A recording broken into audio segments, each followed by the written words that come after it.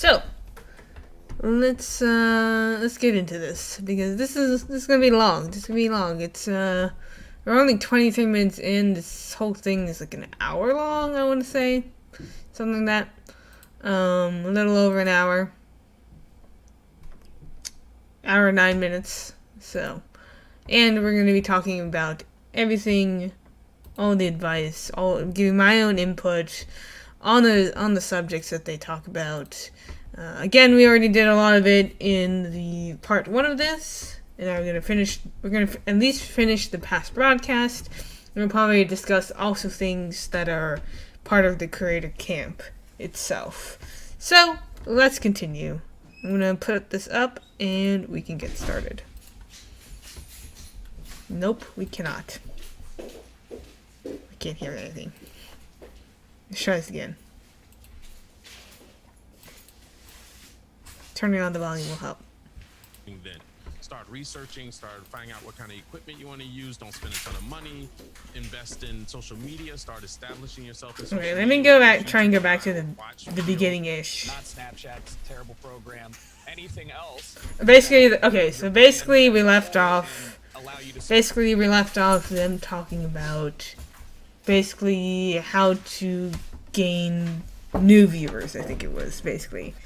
That's kind of the subject that they're talking about. Source communities from different areas, whether it's Reddit, where you can submit videos and content you make, or Twitter, where you're gonna recruit people who may never have even heard of Twitch. Like, those are all very valuable things to focus on. So it's about doing as much as you can across all. They're dead frame. Not putting all your eggs into one Twitch basket. A dead pixel. There's a dead pixel right there. Once again, raises its head. It's going to be. It's kind of annoying. A lot of these, is that you can't just focus on one strategy, and I think especially important is the fact that both the internet content and even Twitch as a platform is evolving. Oh my gosh!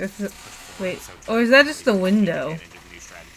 Oh, I think it's just a reflection of the glasses. It's not a dead pixel. It's just his glasses are reflecting something. Engaging with new users and attracting new followers. So make sure to check that out. If you are on the page, you can look to the left. There's a little link to that one. But we're going to continue taking these questions from chat. So I think this is also an interesting follow-up. Okay. You might have to go back a couple years for this one, but this is from Mr. Practical, and he asked, "How did you deal with the beginning of your sort of grind when you didn't have the starting group?" So Jericho, you specifically mentioned 0 viewers in Fortnite. Probably not the best strategy. How do you guys deal with this when you're like little to no viewers, which probably means little to no chat interaction as well? Sorry. I was gonna say maybe I should kind of heed the other two on this, because when I came to Twitch as somebody who wanted to do this a little bit more than part-time, I brought my YouTube audience with me, so I had an inherent audience off the start. Sure. So I personally don't have the same struggle that a lot of people did, where they came. The only point that they were starting at was 0 viewers on Twitch, so I don't feel like I can contribute as well. But I know that these two have recently done that, so they could probably chip in. Yeah, basically, when I first came to Twitch, I was dealing with social anxiety, and I think a lot of people are dealing with some kind of we had talked about that in the last issue when it comes to a lot of people. In the last podcast, so we're not going to talk about that again. Back then, thousands, whether it was 1 or 2, was still to this day is huge. Just to think of a room filled with 20 people, and let alone 10, speaking in front of them brought that kind of scare. So I chilled in people's, chats that were already established. Yeah, it's a very good thing to do. The crowd, and got more comfortable with myself speaking to multiple people that I don't know who's on the internet. And the biggest advice I can give anybody that's starting, if you know you have 0 viewers, don't start streaming then. Start researching. Actually, no, that's not just the reflection of his glasses. Don't spend a ton of money. There's definitely something there. I don't know. Establishing yourself in social media, whether it's YouTube or not, or watch videos. You guys have that resource now. And then get 10 of your friends. Start when you have 10, because 10 bumps you up huge on Twitch, still to this day. Start with 10 people, whether it's your friends or family, even if they just sit in the chat and just chill. That'll bump you up enough to somebody discover you. Once you see that one person in there, you know you got something going. I was fortunate enough to start with like 40 or 60 people, because I was established on Twitch as a friendly guy, so I went from there, and I let people know, hey, I think I'm about to start streaming, if you guys want to pop by, and I posted on social media, and next thing you know, they came. Okay, for me, yeah, it was starting out. I actually had a little bit more viewers than I do now. Simply because, I mean, the rebranding changed a lot. But before I rebranded, I had already established myself in a lot of communities. Before I even started streaming, like I said, I had my Twitch account for a year before I actually started streaming. I made my account in November of 2014, and I only started streaming on August 12th, 2015 was the official date I started streaming. So I had a year's built of connections. I had been watching a lot of streamers, been involved in a lot of communities, some who still stream, some who aren't currently streaming, but I had involved myself in a lot of communities. I had made a name for myself. I worked to become moderators in some, and I worked to establish my name as just a viewer, a regular viewer, just a normal, regular person that you found on the internet, I guess. And because of that, I was fortunate enough to start off with a following. In fact, some crazy people followed me way before I even was beginning to think of starting streaming, just because I made some friends. I started out with, I think, 20 followers was the total that I started out with, I think. And I kind of I think I was growing a little bit fast, and then I stayed at, like, I want to say 300 follows, something around there. I had a large amount of following, but I kind of stayed there. I wasn't going anywhere. I wasn't moving up anywhere, just because of the kind of the type of stream that I was doing back then. I mean, I guess I can talk about a little bit of what I used to do.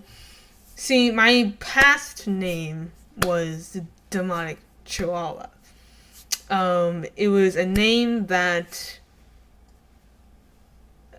literally sounded cool. That was a name that I gave to myself when I made the Twitch account, because I thought it sounded cool. There was no rhyme or reason behind it. But I did, when I started streaming, I did play up sort of the demonic part. I wasn't going to play up the Chihuahua part, because that would be silly. So I kind of played up the demonic part, but people thought that I was serious. And some people even thought that I was a Satanist, which is not true at all. I'm not a Satanist. But people thought I was. At one point, I had a person copying and pasting Psalms from the Bible just because they thought I was a Satanist. I've seen interesting trolls, really. I really have. But I kind of just, like, I grew because of all my connections and all the help that I got. But then I just kind of stayed. I wasn't gaining anyone new. I wasn't going anywhere. I wasn't really happy with what I was doing, and I felt kind of stuck, kind of trapped, because I was trying to play up this gimmick, but at the same time I was still trying to grow, trying to figure things out. I did a lot of Skyrim, because I was a part of a lot of Skyrim communities, and I enjoy Skyrim a lot. But I think that the playing up the demonic part really stopped me from growing.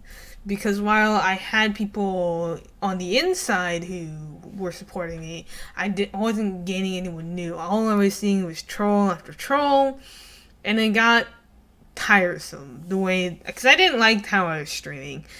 I didn't think that the way that I was, I don't know. And then I decided to rebrand on March 22nd, I think, is when I officially remade my account and redid everything. I was really scared. and really worried about rebranding, because I am fully aware, I am very smart. I was fully aware that I could literally lose everything that I worked for, the whole year's worth of building connections and building, a name for myself, moderating in chats. I could lose that. I was scared.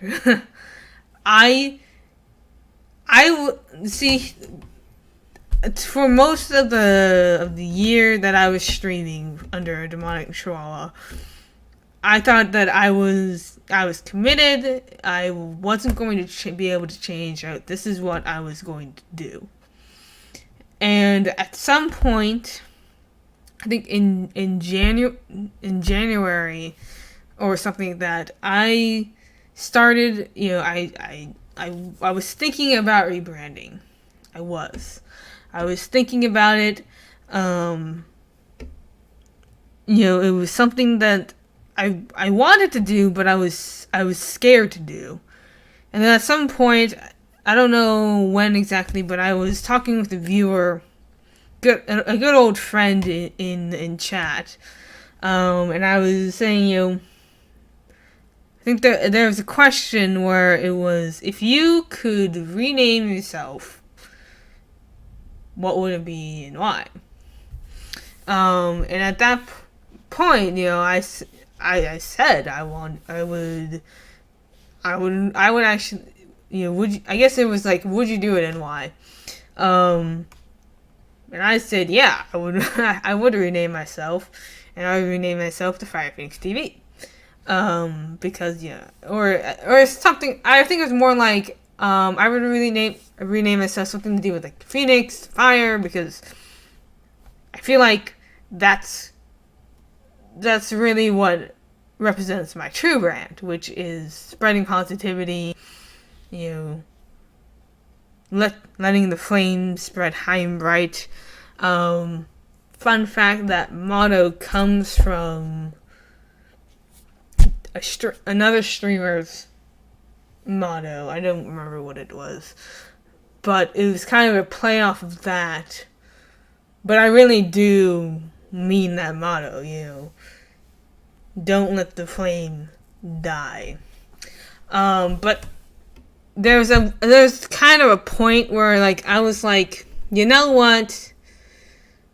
I really should rebrand. I really should restart. And keep in mind, Twitch renames, you couldn't change your name. There was no sign of it coming.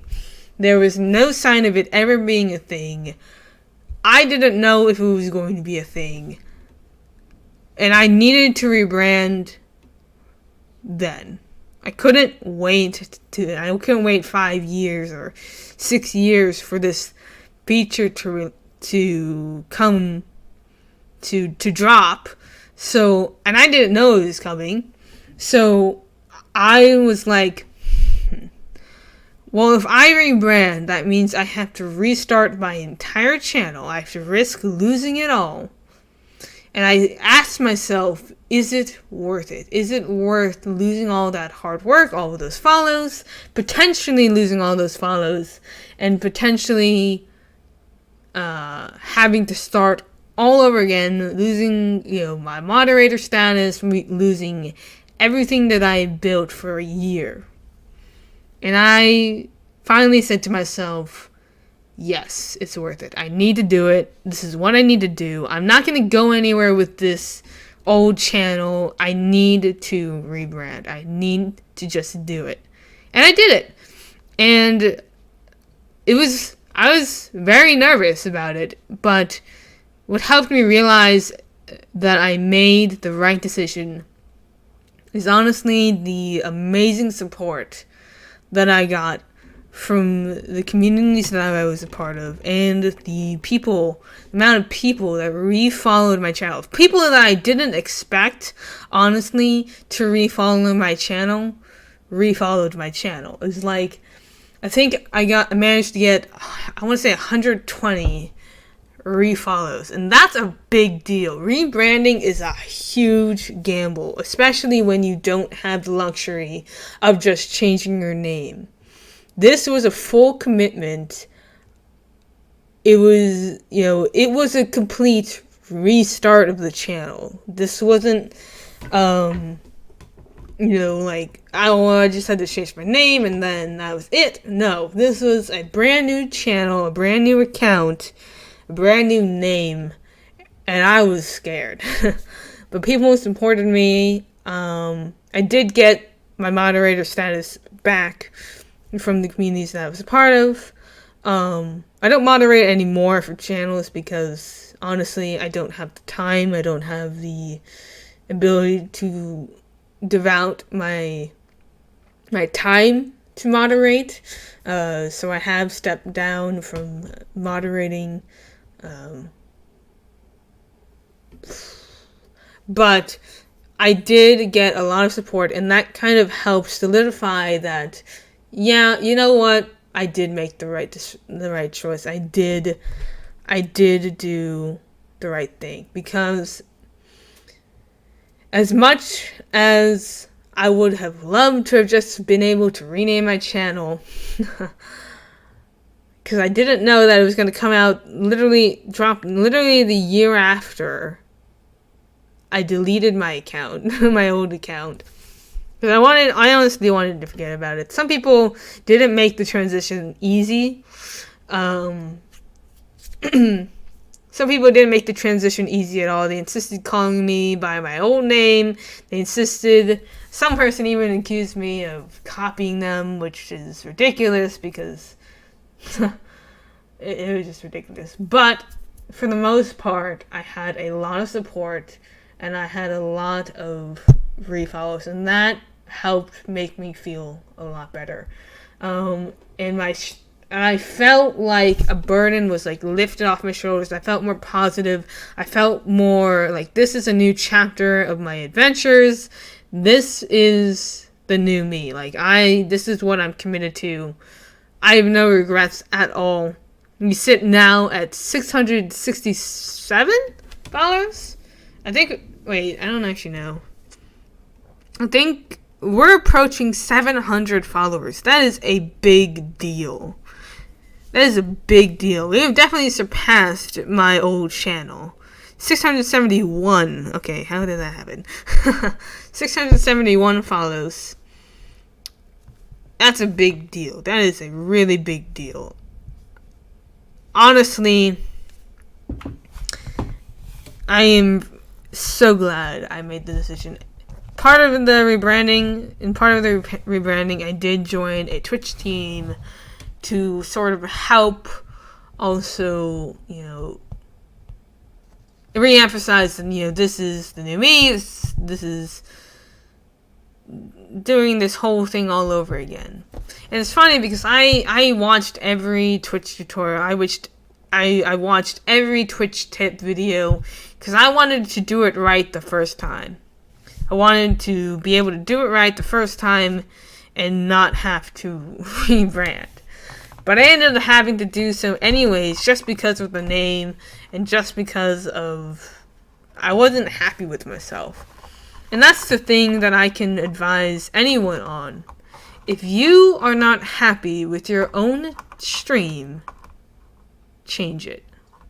Do something different. Don't be scared to rebrand, to try something new, especially when you have a low following and you're just starting out.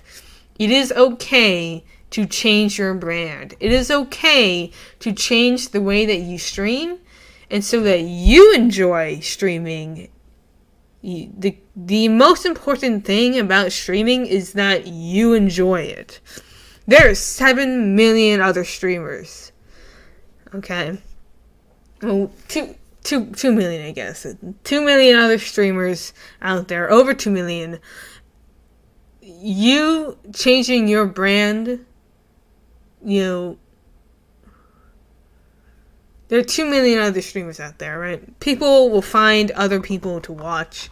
It's not like, changing how you do things is going to affect how others, I don't know. It is definitely a big step to do so. It takes a lot of commitment. It takes a lot of hard work to be able to rebrand. It's better to rebrand while you're still small than to do it when you're big. Because when you get big, it's harder to change because that's what your viewers expect. That's what people expect to see. But doing it earlier is actually good because you kind of experiment. You can make sure that you enjoy the experience. Because if you don't enjoy it, why commit to that, right? Why commit to something that you don't enjoy when this, at the end of the day, is a hobby? Sure, some people might be able to make money off of it, but at the end of the day, this is a hobby. You should enjoy a hobby that you are committed to, that you devote time to. And if you don't enjoy it, it's not going to end well.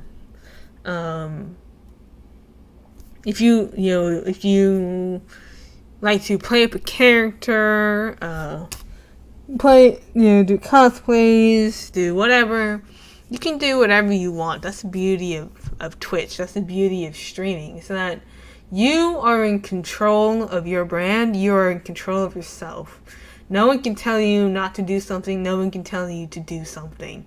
It is completely your decision to stream the games that you stream, to say the things that you say. And yeah, sometimes it can backfire, but you are the sole responsibility of your own channel. No one else's. No one can force you to do anything. No one can force you to not do anything. And because of that, you you what you do on your channel. If you want to do, a Tetris stream, you can do a Tetris stream. And some people will actually watch. It'll be hard for the first, year, second year. It's going to be hard. It's going to be a hard journey. No one says that it won't be a hard journey. I mean, some people get really lucky. It's literally all based on luck. Some people get really lucky. Most people don't. It's going to be a long battle. So, you might as well do something that you enjoy. And, you should never feel nervous about rebranding your channel. If that's what you feel is necessary and that's what you feel is right to do, then you should do it. Do it while you have the opportunity to do so. While you're not big. Before you start growing.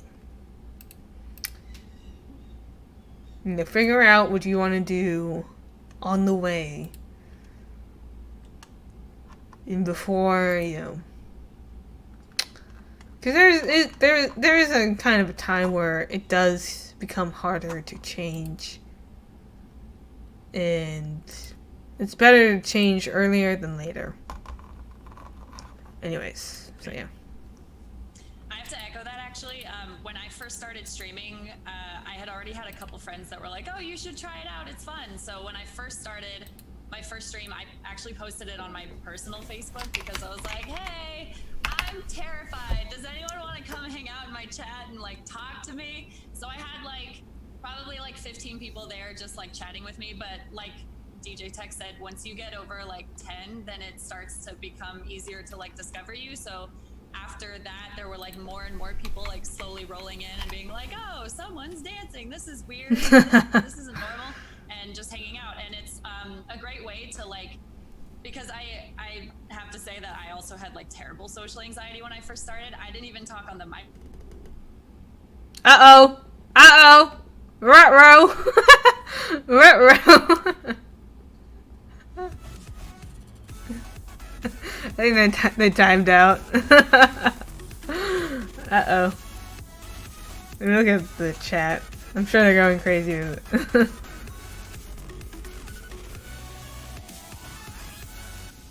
For respect, F. Ruined. Didn't pay for Zoom. Zoom fail. Looks like it crashed.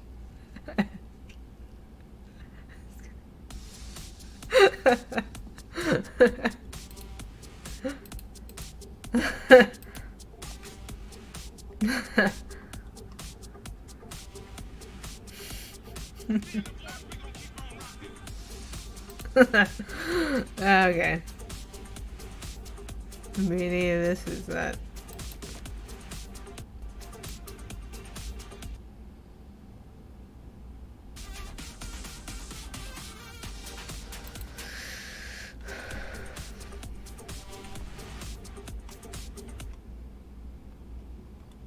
Okay.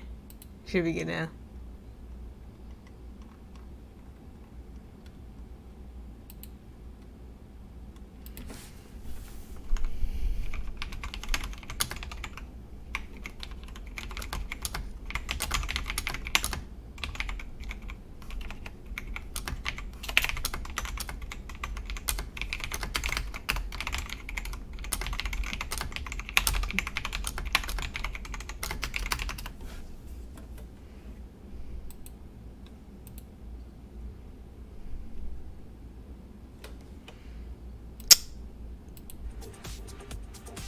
I think it should be coming back soon.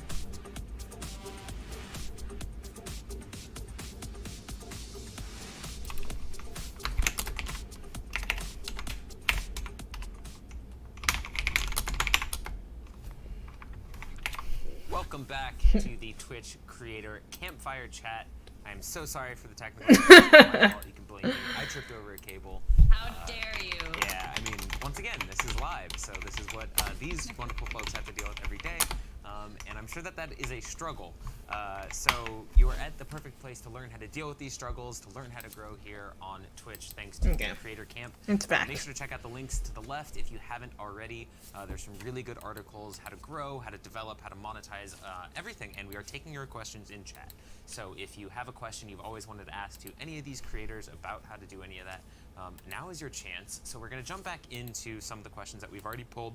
And this one's actually a really interesting one because I think that everyone's going to have a particular take on this. So this was from, I think it's from TK Insanity. This can be, it's a pretty wide-ranging question, but this person is just starting out and they say they don't have any high-tech equipment for a Twitch stream. So maybe they don't have a gaming PC, maybe they don't have, you know, an HD webcam or a nice microphone. What piece should they save up for first? I'm sure everyone's gonna have a different, you know, piece of advice there. And then similar question might be, is it essential to have a camera? Do you think that you have to have a webcam to be a successful streamer? Okay, so basically, alright. So I'm gonna give my input first. The most important thing that you want to get first is, honestly, the microphone. If you have a console to stream on, you're going to be fine. The first thing you're going to want to do is, or if you're doing PC, yeah, you might want to invest in a good PC to be able to stream multiple games. If you have a console, you're gonna be able to do a little bit more. Like for me, for console, I just need a headset and an adapter to make sure that to have my headset work. I use the HyperX Cloud 2 headset for console streams, and I use the AT2020 for PC streams. Audio is more important than visual, in a way, because you don't necessarily have to have a webcam. If it's all fuzzy and it's low quality, I would advise not to use a webcam because it's a lot more important because you're going to be talking a lot, theoretically speaking. So you're going to want quality audio, people to understand what you're saying, people to not hear or something like that. But people to be able to hear you and it doesn't sound like a dishwasher or like you're in a church or whatever. It's getting a quality mic that's cheap. It doesn't have to be an AT2020. You can go for a Snowball, and a Snowball will do you justice until you save up for more money. If you're doing a console stream, then you really only need to get a headset. Again, I would recommend the HyperX Cloud 2 because it has a decent headset microphone. It doesn't sound too bad, and you can use it on Xbox, you can use it on PS4, and it really does work. In fact, doing a console stream is almost better than doing a PC stream because it does help with the quality and especially if you don't have a decent computer. If you have a decent computer, you might be able to actually pull it off. Dreamer. Microphone, please, God, literally, like Mhm. out of anything Yeah. that could ruin a stream, it's the microphone, and you don't even have to go out and buy like a USB condenser mic or an XLR mic. There are good headset microphones out there that work just fine, and there's actually quite a few people that use headset microphones that are really large streamers. So it's a lot of tinkering in settings, whether you're using XSplit or OBS, figuring out like what a noise gate is and how you should best use it for your setup. Just basic audio questions that you should ask that are going to be universal no matter what kind of microphone you use are important. And to the second part, I personally don't believe that it's essential to have a camera, but if I am browsing Twitch and they used to have a random section, the biggest thing for me would be like, do you have a camera? I want to see you react to your gameplay just as much as I would like Yeah, to. that's fair. So That is unless fair. you're, Gosu or Lyric, I'd say probably start with a camera if you can, but it's not the be-all end-all. You don't have to have one. I have to agree, especially if you're like really loud, like I am. Like having like a bad mic is terrible, especially when. Like, Why you're is the really sync screaming so and you see off? Just being like, oh my god, I can't hear anything anymore. My ears are broken. I think it's really, really important. It's like But I did just it's like Mass Effect wanted to Andromeda. say, because I feel like a lot of people think that like you have to have a really nice setup to be successful, but I got partnered playing like streaming from the PS4 where there's no alerts, there's no customization or anything, and like for the first few months I didn't even use a mic because I was so scared to talk. Obviously to get partnered you should probably be talking to your people, but Is she lipsticking? Is this give some hope that like you don't need to have like a dual PC setup and like a really nice lighting and like the foam all over the walls and everything. Like you don't have to have a super expensive setup to be successful, but it helps a lot. And then in terms of camera, I have to say the same. Like I feel like people are more comfortable streaming without a camera because you don't feel the pressure of like having to have like harsh lights on you, and you don't have to feel like you have to look a certain way the entire time, and you're more comfortable. But I also like to see people's reactions when they're playing games. I like to see what they're feeling, and yeah, I like seeing that. Yeah, I mean, I agree with both. I started off on a laptop with every essential part of the laptop, like the mic, the camera. It was horrible. But back then, streaming was brand new. We were trying to get our feet wet in that situation. Crazy. But as Jericho said, audio is like very important because if anybody can't understand what you're saying, then what's the point of them watching you? You'll see people literally come in your stream. You have, 2 minutes, maybe even less nowadays, 30 seconds to impress them, enough for them to stay in your stream. So with a camera, decide on whether you want to have no camera or have a camera in the beginning, because if you're going to switch it up, you won't having a camera on the whole time, people start getting that connection with you, they're loving you, and then one person comes in and says something rude to you, and then you're like, I'm done with cams, I'm not doing this anymore. If Lyric can do it, I can. That's the wrong attitude to have, because then you're going to lose all people that were there, that wanted to have that connection with you. And plus, with conventions being the plenty, people like to see who you are. So That's if true. you're going to go to a convention, which you That's should, true. and expand, at least they'll know who they're talking to, Mhm. instead of just trying to guess. That's fair. You can establish yourself on social media and stuff like that differently, but those two are important. I say the biggest thing in my eyes is for you to decide off the bat, what do you want to do? Do you want to dance? Do you want to sing? Do you want to DJ? Do you want That's to true. do art? And then you need to start finding out which thing or piece of equipment is important. You don't have to have the best of the best. Always remember that. I've seen people entertain people with blacksmithing, for goodness sakes. I don't have I don't have no pit in the backyard or anything, but if you're good with that, then you can go with that. So all you need is a good Yeah. camera at that point. So it's a lot of different things you can use But That's don't true. rack your brain That is too true. much It on really the depends on the most type of expensive thing stream is that the you're best. doing. That's the biggest mistake I see a lot of streamers make, is they go with the most expensive brand. And I've seen some really expensive mics, and I sound good for just streaming.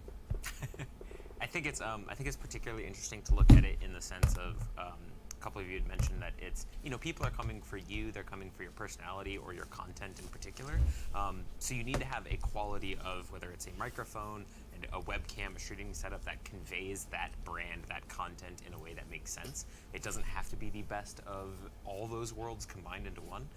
But if somebody joins your channel and they can't hear you well enough, or they can't see you in the quality of what you're presenting to them, that's probably going to be the biggest issue. So, thank you very much for that question. We are going to move on. I believe this one is from Demonized Sithic. So this is actually a good follow-up to this. So how was the transition to full-time streaming, and what steps were taken?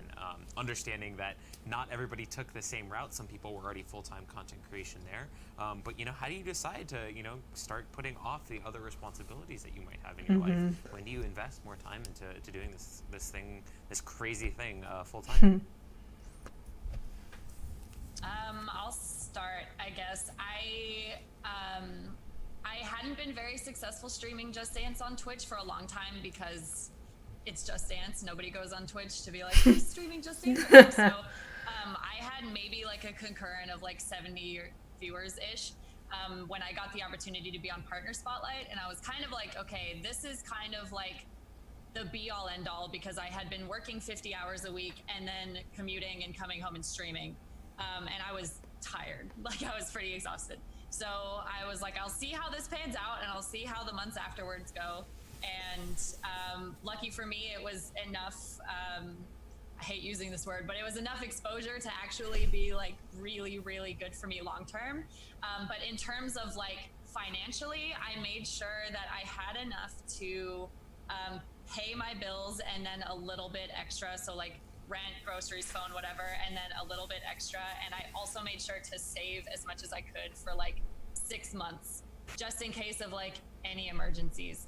But I think making that decision was probably the hardest I've ever done, because it's so wishy-washy that it's like terrifying, and you just kind of have to like look at it logistically and not be like, well, I have 5 It's definitely a hard days, commitment. fine, I'm just gonna go full-time now, because that's just like it's terrifying. So just please sit down and be smart about it. Going full-time is very risky and very it's also like really scary, thing so to don't do. put yourself into a bad situation.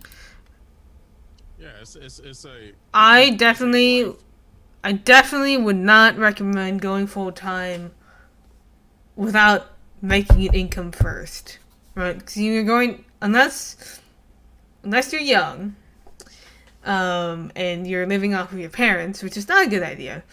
Well, actually, you have school then, so you can't really go full-time.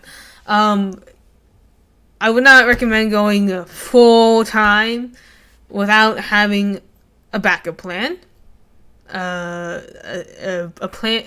plan B is always important to have in case anything goes wrong, right?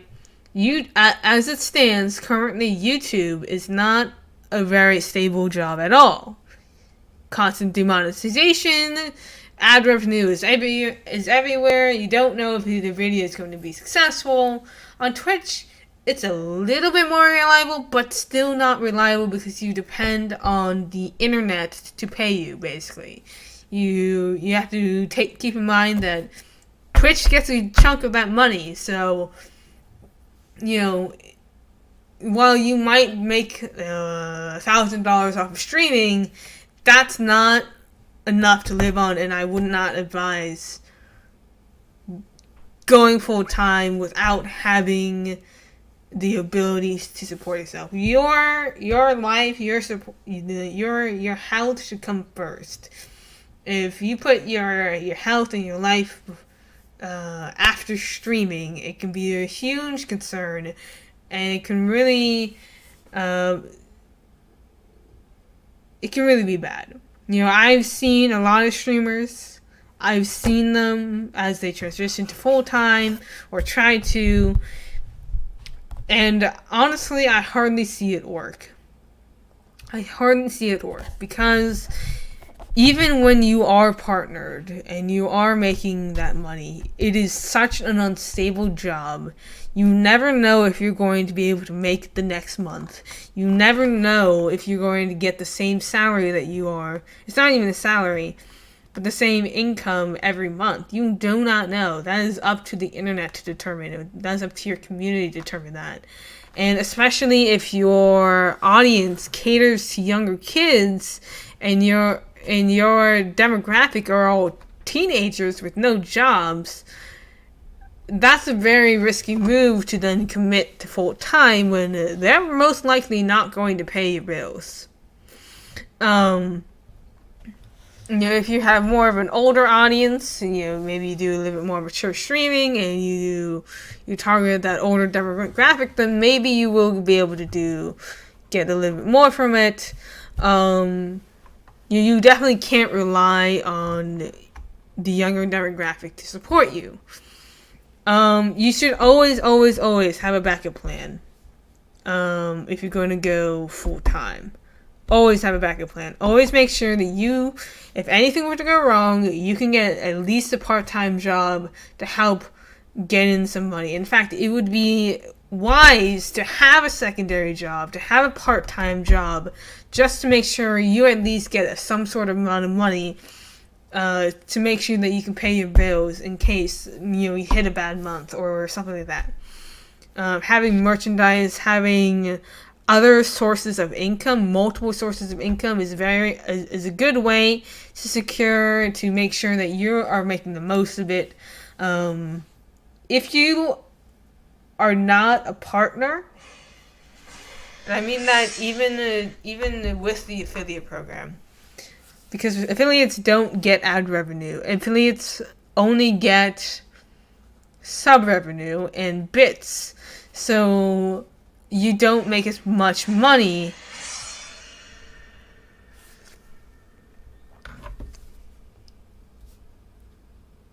You don't make as much money as you I have never heard of an affiliate. I mean, it is a new program, but I've never heard of an affiliate making enough money to go full time. It does help. Don't get me wrong, it does help, but it's still not enough. Even some partners, even Twitch partners, have a hard time making enough money to commit to full time. Some people are able to do it. If you live in an apartment and you don't need to pay as much, and you invest and you saved up a lot of money, then maybe you'll be able to pull it off. Maybe. But I definitely wouldn't rely on Twitch and YouTube and any other social media, sort of that type of job as a reliable source of income, as a reliable... if you're going to do that, make sure to have a plan B.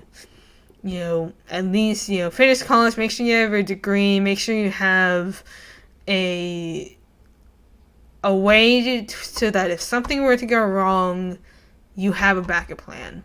That's also why I am choosing not to stream in college, because while I could very well do that, I want to make sure that I'm focused, that I have a plan set, and have my future,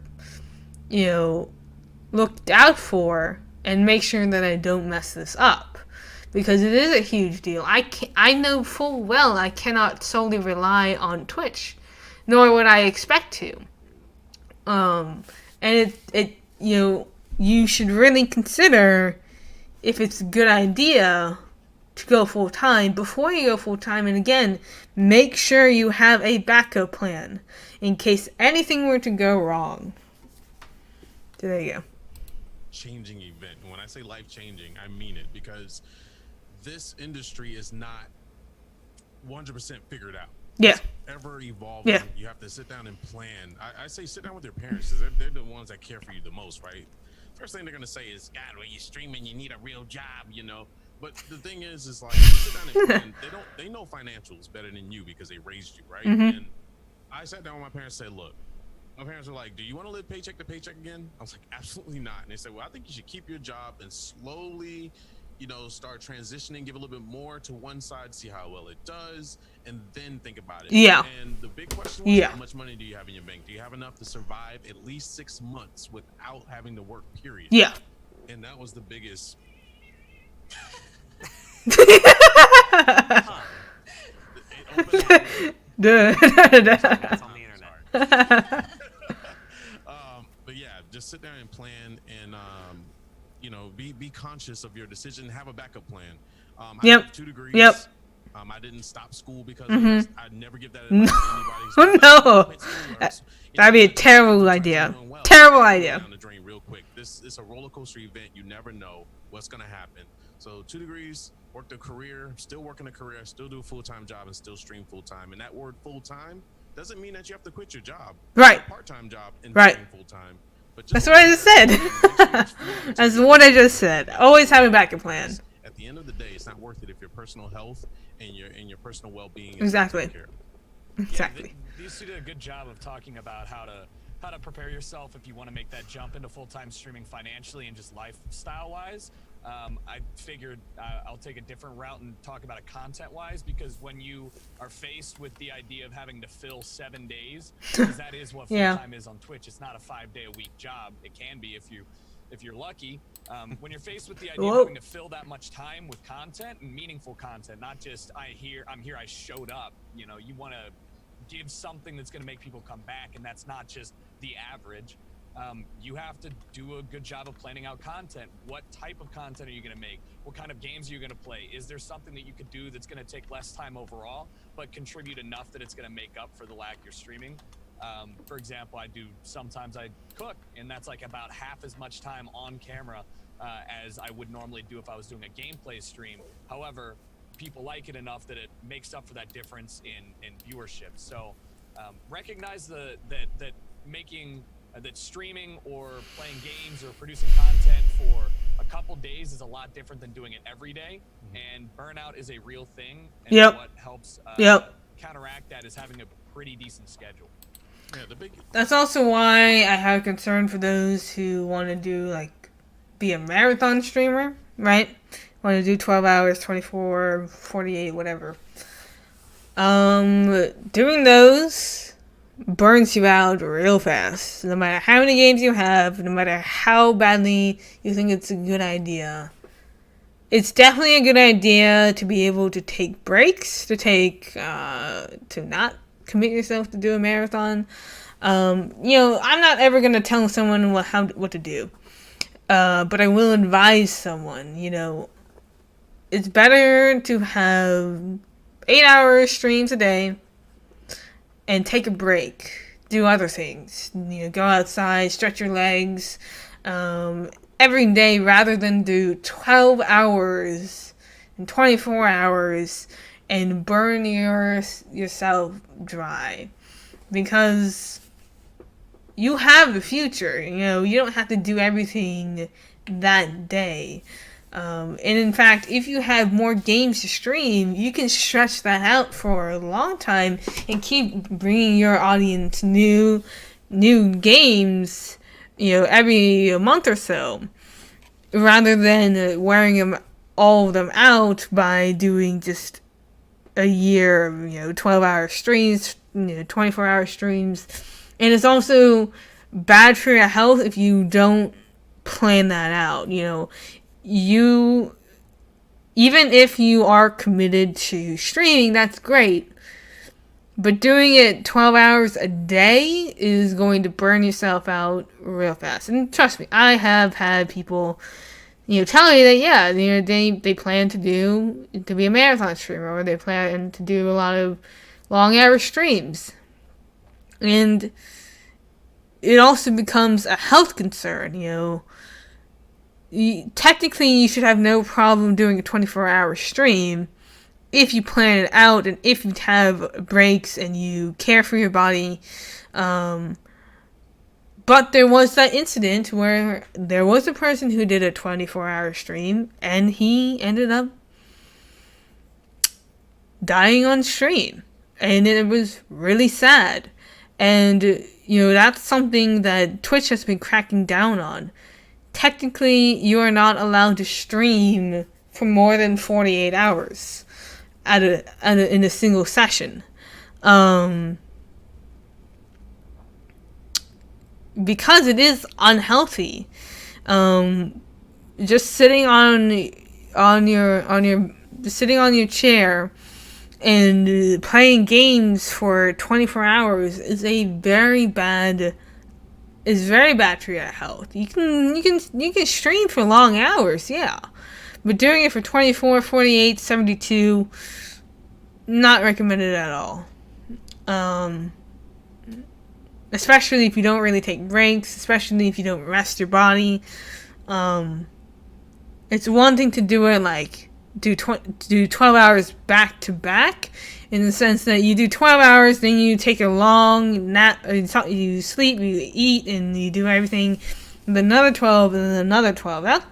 That is better than doing a straight out 48-hour stream.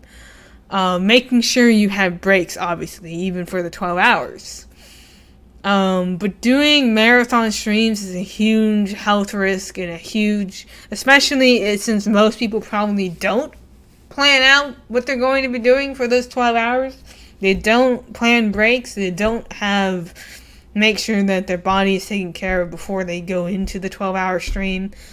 And even 12 hours can be pushing it.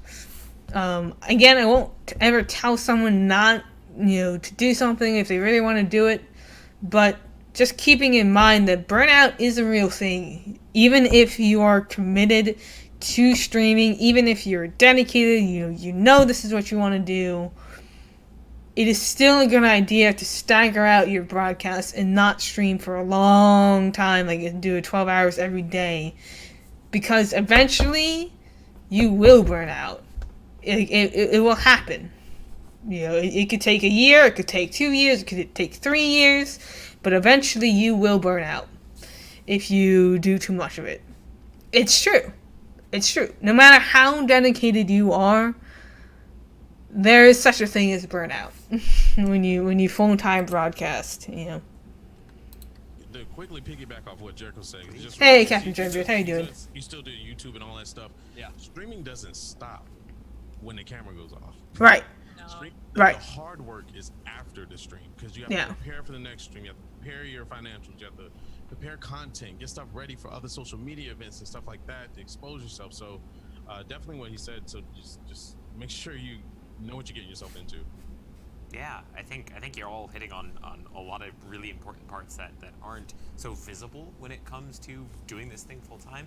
Understanding that you should have financial security, understanding that you should have a backup plan. Yep. But also that full time. Always have a backup plan. Not just Never solely rely on the internet to pay your bills. Never do that. Never. So don't forget to click follow on this channel. Make sure that you come back for the next one. That's going to be next Tuesday. But I do think that there is a big highlight that y'all came to, especially you, DJ Tech and Jericho, was this idea of burnout. Now, this is for any content creator, anyone in any industry, realistically, is that you can put too much of yourself out there. So how do y'all deal with burnout? Like, what is it that you do to make sure that you either plan accordingly, or when you do know that you're sensing that burnout, how do you pull back a little bit? How do you find yourself rejuvenating and maintaining a sort of a positive mental space? Go outside. I know that's something Go outside, yeah. I hate doing, which sounds terrible because outside is amazing, but there are days where I'm just so wrapped up in emails, and I end up sitting at my computer, even on my days off, just for hours without even looking out of a window. And sometimes I'll either just leave my phone at home and go sit outside, or bring it with me. And, it's good to have a break. It's definitely good to have breaks. Going outside helps so much to just flush out what's going on in your mind and just chill for a minute, because you don't have to be constantly stimulated, playing games and talking to people on Discord and all of this stuff. So finding a way to just quietly be with yourself, or outside. I know it sounds really cheesy, but it's true. It helps you kind of organize your thoughts, and it helps a lot. Yeah, I mean, obviously going out of your way to make time to not stream or think about streaming is valuable. I would say that realistically burnout is going to come regardless of if you're going outside or not. It's just a matter Yeah. of time before you get tired of doing whatever you're doing, whether it's Yeah. the game you're playing or the the stream time that you're doing. And I just want to make it clear that it's okay to recognize that you're not enjoying what you're doing right Yeah. now, and it is okay to mix it up in some fashion. That also requires more work than you just maintaining the status quo, which is daunting and it can suck. But the blunt, I mean, you're not going to be able to survive in an industry that's continuously changing. Right. Right. For years and years and years, unless you're not willing to make changes and adapt as well. Right. So just because you've used an idea or a specific Ow. stream type for one game or one event does not mean you can't repurpose it and move it towards a different thing that you're going to do. A lot of my content is rehashed stuff from like 2011 that I've just modernized. So it's going to take a lot of work, but it's all about how you use what you've already spent a lot of time Start feeling it. in the It hurts. future, and how you're going to continue to motivate yourself to change whatever you're working on, and that comes usually at the expense of you feeling like, hey, I've played Counter-Strike every day for like 13 years. I think I'm gonna probably stop doing that. And it's a scary jump. Yeah, it's definitely. And I would like to say there's different types of burnout. A lot of people we're commenting on, like, being tired and stuff like that. There's burnout of seeing your numbers drop, right? I mean, that's analytics is a very stressful thing, and we preach all the time about not watching it while you work, but you have to watch it at some point. And when you see that drop, it burns you out because you're like, I've been going every day, I've been doing this. So my biggest advice is work smarter, not harder. Be smart about how your work ethic holds up. Make sure you're eating correctly. A lot of us forget. I know when I first started streaming, I was eating All right, junk food and Hot Pockets and stuff. I need to be right back. I started going back to the gym. I felt better. Breaking away from social media completely for a day is great. You gotta take that phone out your hand sometimes. But the biggest thing is to plan for yourself. I think of a lot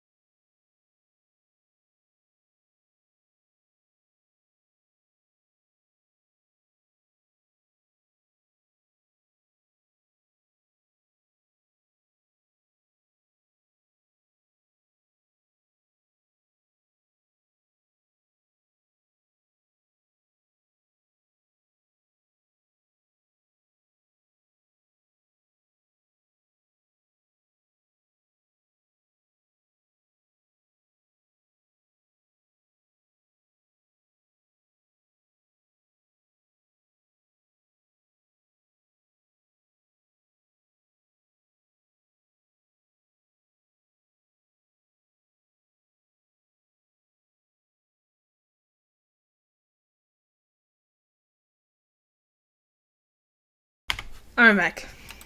Got water and watermelon, so, you know. A lot of us as streamers, we say, "Oh, I am taking time for myself because I'm streaming video games." No, like you need to really just break away, spend time with your family and stuff, and mentally prepare yourself for the next day, because that goes along with if you see your numbers are dropping, if you're seeing viewers are stop coming by, it could be a seasonal thing. It has nothing to do with you. Don't blame yourself. But yeah. I think that's very fair, and you're all hitting on once again that there's no one set way to figure out how to rejuvenate yourself, to refresh your energy stockpiles. Burnout is a very real thing. It happens in the sort of corporate world just as much as it might happen in the content creation world. But understanding that taking a hard look at what does make you happy and what can find that energy, I think is really important. Those are all some really good ideas. We've got one more. This one is from Ready Set Joe. This is actually this one's particularly tough because I don't even know how to begin answering this question. Thank God there are people here smarter than me. How can you grow if you're unable to have a set stream schedule further than evenings? You guys have all talked at different points about how important consistency is, but some people, especially when they're not full-time partners, have to do it after school, after work, after volunteering. How do you find yourselves letting your audience know about when you're going to be live and when they can expect to watch you live on Twitch? Further than evenings? I'm sorry. You mean? I would assume that you can't say I'm going to be live at 7 p.m. every Tuesday. You know that there's a range. Evenings. Yeah, Gotcha. exactly. So recognize that having a set schedule is valuable if you can keep it, but just saying that you're going to be live during the evening sometime is enough. I don't think that you should feel like you're required to do something religiously at the exact same time, but if there is a general time that you're home and you can give yourself enough time to relax and get ready and set up, it's better to say you're starting later and jump in earlier than it is to do I'm starting early and then be late. It's easier to frame that as a surprise than it is as a disappointment. But I know it's tough to figure out, hey, I'm not going to be able to say for certain that I'm able to stream tonight. So that's a good enough schedule if I was a new viewer to say, oh, he streams nightly. At least that lets me know when to check, and I'm not just guessing throughout the day. And then as you continue to stream, you'll be able to figure out more solidly when during the weekdays or weekends you could confidently put out a hard number to start at. But I wouldn't worry too much about it outside of that. Yeah, I would have to agree with that in saying that saying you're streaming nightly in certain time zone, whatever, is good. And then also when I used to work and sometimes if I was working late or whatever, it would change depending on when I got home. I would when I knew I was about to wrap up, I'd say, okay, I'm going to be live in 30 minutes or so, just to give people a rough idea. It's also a good way to let them know when they can expect you. But I mean, if you're in a job where it's not really a set schedule and it's crazy and it changes all the time, you can really only do your best. It's different than just having a set 9-to-5 job. So I think people understand that you're not going to be on time specifically every day. It's helpful to have a schedule, but it's not a deal breaker. Yeah, times have changed. That used to be one of the biggest advice people would give, is make sure you're consistent in your show. There's a difference being consistent, and there's different than having a schedule. I say treat your cast as a TV show, because that's what your viewers are doing. Your viewers are looking at you as their favorite TV show, podcast, talk show, whatever. And if your TV show is canceled or it's going to be late or you're not going to be able to, they want to know. So setting yourself up with a set time every single night can prove disaster, because we don't know what can happen. But communicating through different means of communication that you have to talk to your viewers in your chat, making sure they're up to date, and if you have mods, which is really strong, communicating with them so where they can relay it to everyone else is pretty important. Again, social media, announce what's going on, what's happening, see you tonight, around such and such time, preparing in that certain standpoint. And if something goes wrong, you can just update your social media or update your mods or whatever, and people understand. But setting yourself up with saying, hey, I'm going to be here at 6:00 p.m. sharp, and that's probably not going to happen, because the biggest mistake people make is when you say you go live at 6, people are doing pre-streams at 6, and don't go live until 7. So, and people will leave because they're like, I thought you said you were live, but now I just see a screen in front of me. So definitely be careful with that, but know that you control your stream, and it's all about communication in the end of the day. That's really good. I think highlighting on social media, you all said some form of that. The other thing that some of our wonderful geniuses behind the scene that they wanted me to remind you of was using something like an extension or an info panel below to kind of set the general expectation of a schedule, so that if somebody does land on your channel and you're not live, maybe there's a technical issue, they know generally when it's happening, and then use your social media to keep people in the loop. Yeah. So excellent stuff. Now, we've got one coming up from Wisco Eskimo, and I really love this question because it's very pertinent. All 3 of you have attended TwitchCon. So this one is, if I go to a convention like TwitchCon, what is the best way to network? Should I try to find viewers, or do I connect with other streamers? And I do have to make a personal note. You absolutely should buy your ticket to TwitchCon. It's October 28th to 29th. I've never been to a convention, so I can't really speak to this. But honestly, I would think that it would be better to just have fun than to purposely set out to gain viewers. Because you are at a convention, right? Convention is a very different setting than a stream. So if you get to know people, you talk with other streamers, you talk with other people, you engage, you get to know them. Maybe you end up bringing up your stream at some point.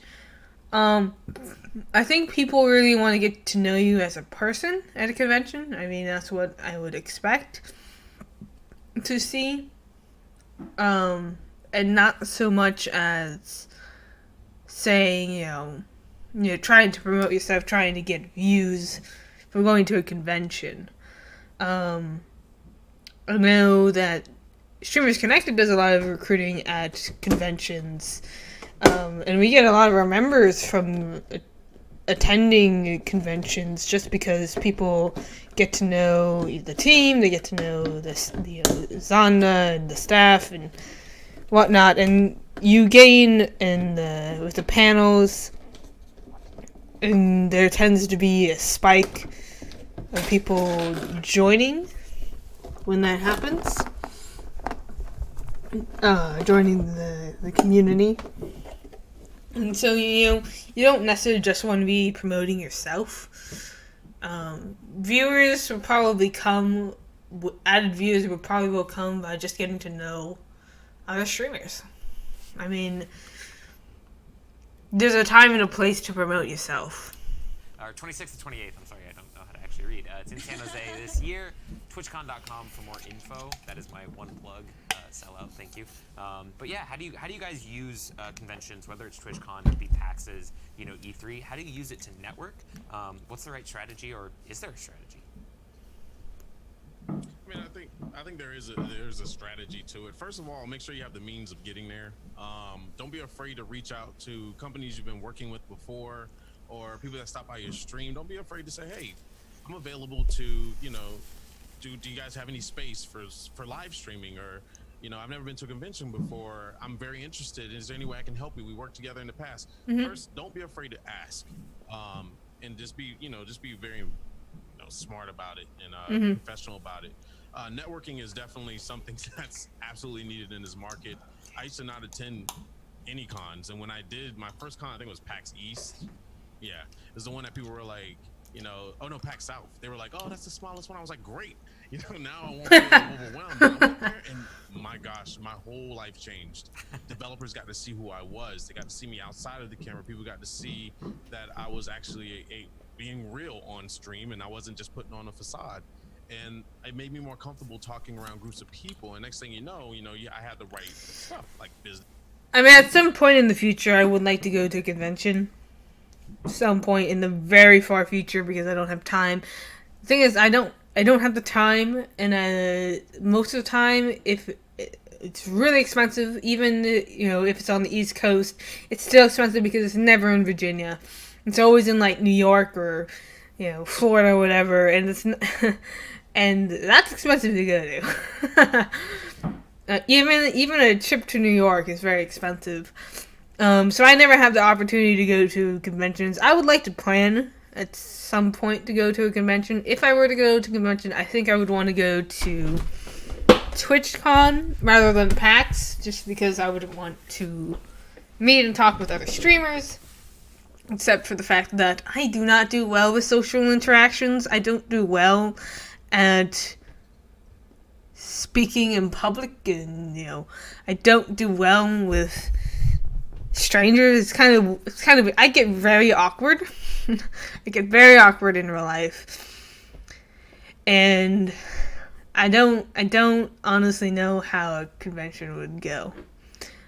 They're very expensive. TwitchCon is even more expensive because it's all the way in California, so I have to go there. There might be a time where I consider going to PAX East. Way in the future, because I don't have the money, and I certainly don't have the time. It's always scheduled in a very inconvenient time and place. Inconvenient date. So I just wouldn't be able to. I don't know. Maybe one day. This cards, social media attack, everything that I could to exchange information, and I wasn't afraid of to go up to people like Jericho or anybody that I looked up to. I wasn't afraid to do that because they're people too. We tend to place bigger streamers or celebrities even above us, but they want to talk to us just as much as we want to talk to them. Just go about it the right way. Mm-hmm. And, networking is definitely important, so don't ever shy away from it. From my perspective, I feel like everybody has this weird idea of what networking is, and I think that it's important to realize that networking doesn't necessarily have to be what can I do for you that you can do for me. A lot of going to conventions is just finding like-minded people that you enjoy spending time with, and even if they don't stream, that's fine. You're just making friends, which overall will benefit you in the long run. Back in 2010, I went to my first PAX East, and I met a lot of my long-term friends, some of who continue to stream to this day, like Gold Glove or Vern Notice. And not only that, but a lot of long-term business contacts just came from simply being in the vicinity of people without even bringing up the fact that I stream. Now, yeah, obviously, if you're going to TwitchCon, you should take time to try and meet up with viewers that are there. Create a more intimate bond with them, get to know them, because if intimate, that's kind of weird. Your chat and your channel, you should at least give them an hour of your time to get to know them and create that bond. That's gonna strengthen the relationship they have with you. In terms of reaching out to higher anybody at a party or a bigger stream, me personally, I really appreciate it if you just don't mention anything about streaming at a party. Like, if you're at a Twitch party, you come up to me and you want to say, hey, you're a streamer and you play this, fine. Awesome, would love to meet you. I already heard this part because this is actually when I tuned in. In fact, I think my comment should be somewhere around here. So that's the distinction. Unless it already passed. And unfortunately, if you give me a business card at a party, it's not coming home with me. There's no way. And if it does somehow come home with me, it's being left in the hotel room. It's not that I don't care about checking out new streamers. Yeah, there I am. To make yourself known, and you should always lead with the friendly foot. I just want to hang out. So true. Maybe get to know you versus the business route, unless you're on the con floor. In which case, go for the business route. Hand those cards out to as many people as will take them. To be honest, I've never really went out of my way to network. Every streamer that I've met has just been by chance. I've met a lot of my that's true. By doing the charity decathlons at TwitchCon, and it was never to go out of my way to be here, take my business card. I get so and so viewers or whatever. I don't need to see my comments. I wanted to give a different perspective. Instead of giving you a how-to, because I really don't have any. I have one how-to not that I see all the time, which is people leaving their business cards all over the convention, on info stands and stuff. It's such a ingenuous way of like trying to get people to like go to your channel, because it's not a personal interaction. You're just leaving it there. And Yeah. it's the same as like Jericho said, going up at a party and being like, you're a Twitch streamer, you have this many followers, blah blah blah. Like, it's a very like, when it's only focused on that and it's very impersonal and you're not like, hey, I love your streams, I love your personality, I think you're great, whatever. It just comes off as like the wrong type of way to meet people. So please don't leave your business cards everywhere. 'Cause Also, I don't have a business card. I feel like it would be weird to carry around a business card when I'm a Twitch streamer. I mean, I guess technically I am my own business, but like, I don't know. I just find that weird. I don't know what it is. I mean, I know a lot of people who do have their own business card, but I just find it weird. Because it's like, it's not like I'm a company, but I guess it makes sense because, you know, you are trying to promote yourself and your network and whatever. I don't know. I find it weird. I don't have one. Maybe I should make one. I don't know if anyone's actually looking at them in like a good light. Yeah, That's to jump on that, as you guys are saying, my biggest networking, so to speak, was you know, panels at TwitchCon and stuff are really good to go to. Don't be afraid to like go to those events, go to those panels, because a lot of the questions that you want to ask, there's people right next to you that could be in your stream the next day that find you inspiring by being up there and seeing that you guys are in the same light.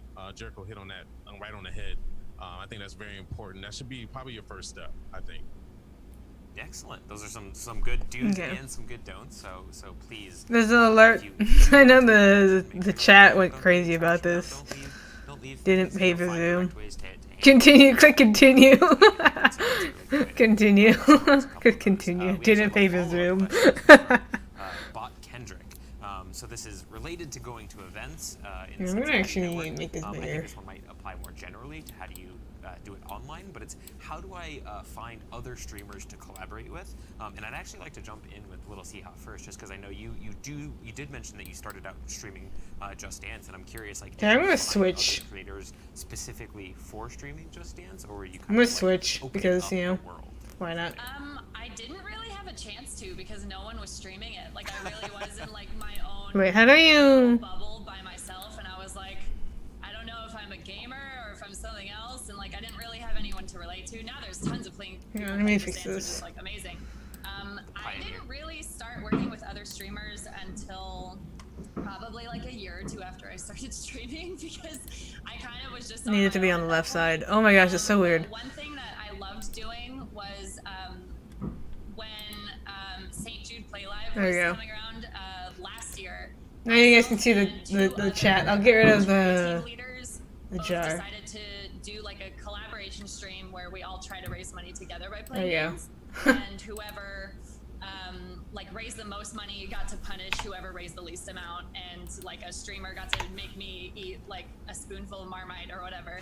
And I don't know, I think it just comes down to like reaching out to people that like don't reach out to the people that have like a lot of followers just because they have a lot of followers. Like reach out to the people that you actually relate to.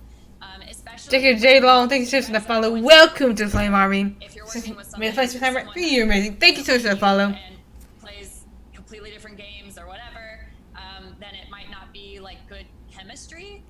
So reach out to the people that you know you feel like you click with, I guess. Yeah. But don't just reach out to people because they're partnered or because they're bigger than you or Yeah. whatever. That's a smart move. Yeah, I agree with that. Yeah, I agree. wholeheartedly. Yeah. Online and offline.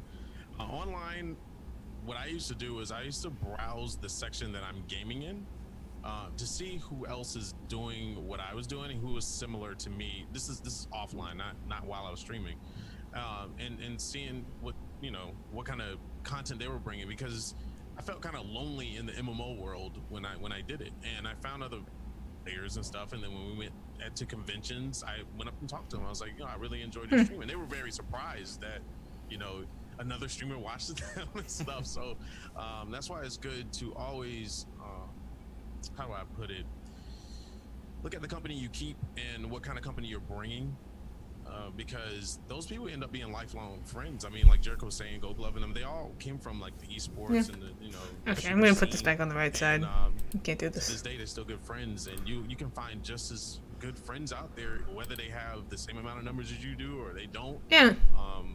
I had a streamer that's fairly well known now come up to me at It's good to Twitch network, though. 101 It is good to and network. was telling me how much they were inspired. Networking I mean, is it felt beneficial weird at when first you 'cause know I how was to questioning, network. And I was like, wow, there's people out there that are doing what I'm doing.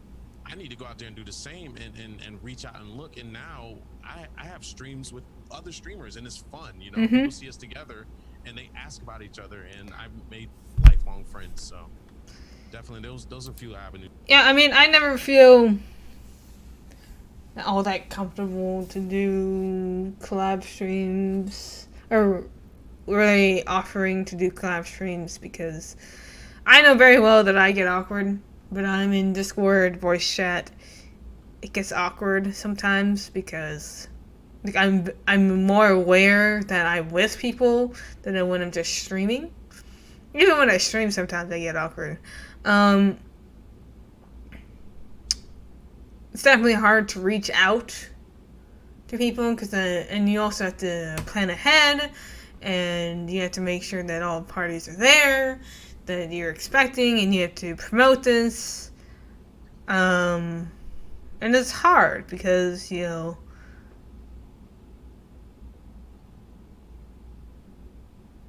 it's definitely hard to plan that out because things change, people forget that there's a collab going on.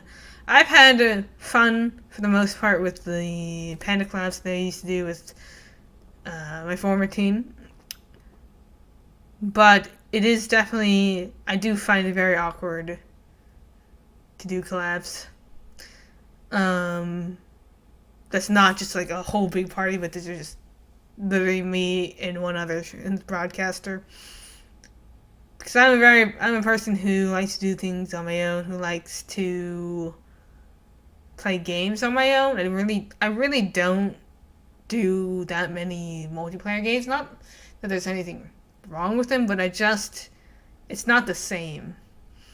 And I get very awkward when I am streaming with other streamers because I don't know, there's just something about it. Maybe one day I'll get better at collabing, but I don't know. It's weird. News you can take. Yeah, definitely. In pretty much any aspect of life, working with people in the same industry as you or in the same area as you is it's only going to help you understand your space better, as well as increase the likelihood that you guys share a connection. So I would highly recommend that if you have under 10 viewers, to look in the area of the under 10 viewer mark. You don't want to have people feel uncomfortable by you hanging out and saying like, hey, we should play sometime, because there's an imbalance in what you can offer to their stream, especially when you're not already good friends with these people and you're trying to get your foot in the door. I will say that there are a lot of emerging and relatively new streamers that have gotten a good leg up by being consistent and dedicated members to one specific community. Mm-hmm. I mean dedicated in that they show up pretty much for hours every single day, and they contribute to the chat, and they eventually earn respect of the other viewers in that chat, which without advertising through the chat, they somehow let other people know, hey, they're streaming, and then they can carry over some of the goodwill that they built up in another streamer's area. That's a tightrope to walk, and there's an incredibly bad way to do this. You should never go into a chat expecting to make your home there and then drag viewers away from there. But I'm just saying that there is an option there when done correctly. That networking, that's how you network. It's called networking. Making a good group of viewers and friends. Building relationships, building connections. Good point. I think without promoting yourself. You don't need to promote yourself to network. Level of respect for other people. You really don't. Kind of, hone their craft and do their job. I think we are coming close to the end of our stream today, so I'm going to ask each of you if you could give me one, final tip that you would love to. Oh, this is a good part. It does not. I'm waiting for this part. It does not have to be special to your stream or anything. This part's funny. You would want everyone to walk away from today's stream with. What would it be? And we will start with you, DJ, if you wouldn't mind. Have Oh, fun. wait. This is where it started. I mean, this is probably something that's been said a lot and it's basic, but a lot of us forget it. We treat this more as a business day by day. Have fun with it. Learn fun ways to keep yourself smiling and bringing that positivity. Because remember, somebody must have had a bad day at work. They don't want to come in and see you struggling, trying to worry about how you're gonna do things. As long as you're having fun, they're having fun, and Yeah, have fun. Talk about Definitely have fun. and you'll build people, and you'll Definitely grow this industry. just It's have slow, fun. But it's a good ride. Nice. Yeah, play what you love. Even if it's not the most popular game ever and it takes longer to build a community on it, people are gonna see your passion and it's gonna Yeah. it's Yeah. just gonna give off a good It translates, energy, especially, yeah. like DJ said, to people When who you are enjoy having a it, bad day or whatever. It's a lot So better just play when what you love. when you enjoy. Yeah. Stop asking to follow for followers. We did have a question about it, so I'm really glad that you answered it. It's infuriating. Nobody has ever gained any sort of relevance or prominence by asking for followers. Not only that, but everybody here will tell you, anybody can make it. Anyone can stream. Anyone can make it. And there's quite a few of you that are going to tell me to fuck off, but you guys, good on you. It's terrible. A lot of this sucks. It's not all. I have it clipped. So just do your best. This might not be good enough, but if you're doing your best, then at least that's all anybody can ask from you. Start building valuable, meaningful relationships with people. Stop asking for things to be given. I swear to God, it's not going to help you. Please stop. Wise words from all of you. Thank you so much for joining me today. I really do appreciate it. I do want to say a special thank you to everybody who was able to watch today, Okay. but an extremely special shout out to the 3 partners who were able to join me. That is Little C. Let's talk about DJ it. Tech Live, Let's and talk. Jericho. You should absolutely go check out their Twitter. So that's all of the podcast. But I couldn't agree more. Okay, let's talk for a little bit because this is a big thing that drives me insane. It has basically been scientifically proven that follow for follows do not work. There have been enough people who have tested this out to be able to officially say that follows for follows do not work. And the reason why it doesn't work is because all a follow for follow does is give you one more follower. And not one that is dedicated or will be dedicated to your community. All it does is add 1 to your follow button, to your follow number. That's all it does. Literally all that it does. You're not going to get a concurrent viewer from it. You're not going to get a community member from it. All you're going to do is boost your follow button, your follower count by 1. And guess what? Twitch does not promote by followers. They promote by viewers. You can tell. All of the top broadcasts, the broadcasts are all ordered by popularity, by viewers. It's ordered by viewers, not followers. So, even if you have a large follower amount, does not mean that you're going to get promoted a lot. You might have 1,000 followers, 2,000 followers, without having an actual community that will actually support you. That person's never going to subscribe to you. They're never going to, give you donations or appear in your chat or interact with your channel. They're never going to do that. All follow for follow does is add 1 to the follower count. And if you do the unfollow for follow thing, they'll just unfollow you, And the auto host for auto host or whatever, it does not work. It does not work. It has basically been scientifically proven that follow for follow systems do not work. Because again, Twitch promotes by viewers. YouTube also promotes by viewers, not by your subscriber count or your follower count. So sub for sub, follow for follow, whatever you want to do, it doesn't help. It doesn't help at all. Same with Twitter. Twitter promotes by retweets, likes. They don't promote by follow for follow. Instagram, again, promotes by likes and relevance. not by follow for follow. All you get is one more follower, and that's it. Followers do nothing for you.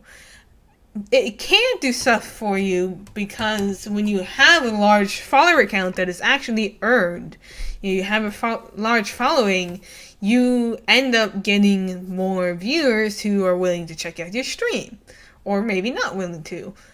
But those are because they checked you out, they like you, they're willing to engage, they're willing to be a part of your community.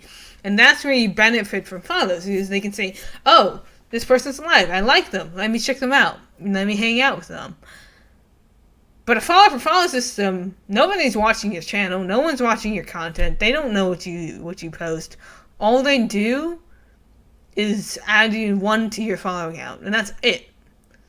But having a large follower count does nothing for you at all. It literally doesn't. And that's the same for promotion rooms, right? Discord, a lot of Discord communities have a lot of promotion rooms. And let me tell you, those also do nothing. Because nobody actually looks under the promotion rooms for people to watch. If they go in the promotion room, it's usually to promote themselves. It is not to actually look to see who's following or who's streaming. So even promotion rooms don't really help. Sometimes in occasion, yeah, it can help. But what makes promotion rooms useful is when you're active in general chat, you're talking, you're engaging with the community and say, hey, yo, I'm going to go live soon. And then you post a link in the promotion rooms and say, yo, you find my link in hashtag promotion room or whatever, promote streams. Other than that, it's not going to work. Because, again, people don't actually look to see who's streaming under the promotion streams, under the promotion channels. So it doesn't actually help to do that. The same thing for, I think, using those hashtags. Using those certain hashtags, the hashtag stream retweets or whatever, hashtag retweet streams or whatever, those do nothing at all because nobody looks at what's being retweeted. They just use the hashtag. It does help to use it when you're a part of communities like Twitch Kittens. I'm part of Stream Horizons and Streamers Connected, and I use those hashtags because I am part of the communities. I am engaged with the communities, and then, maybe, and it does help get more exposure. But using the hashtag retweet streams and retweet Twitch and Twitch retweets or whatever, those don't help. They really don't. They usually don't. Maybe you'll get lucky once in a while, but you really don't need 20 retweets because that's not how it works. And people don't like to check you out if you have too many retweets in your tweet. You can do like 3 to 4. I would recommend doing 3 to 4 hashtags because you definitely want to do hashtags. I'm not saying don't use hashtags. I'm saying keep it limited because while automatic retweets are nice, they're not going to do too much if you use a gazillion hashtags. Follow for follow systems don't work. They really don't.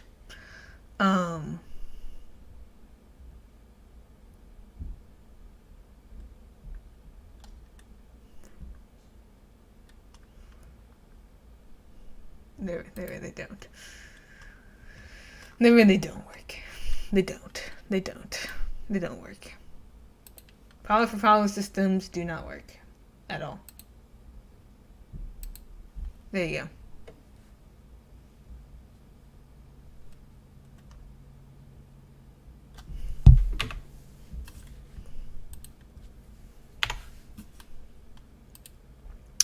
Okay. So that was actually shorter than I thought it would be. I didn't have too much to talk about.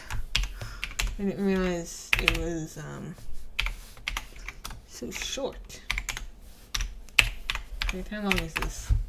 It's been 1 hour and 39 minutes. Okay. So we're gonna actually do something else now, since we're done covering the creator camp. I guess technically we should go over the general videos. I mean, the general videos aren't as important because it's just the usual stuff. It is definitely something that I would recommend checking out, but not something that I'm going to actually cover. I know I said I probably would, but I'm saying I probably wouldn't because I don't know. I don't need to.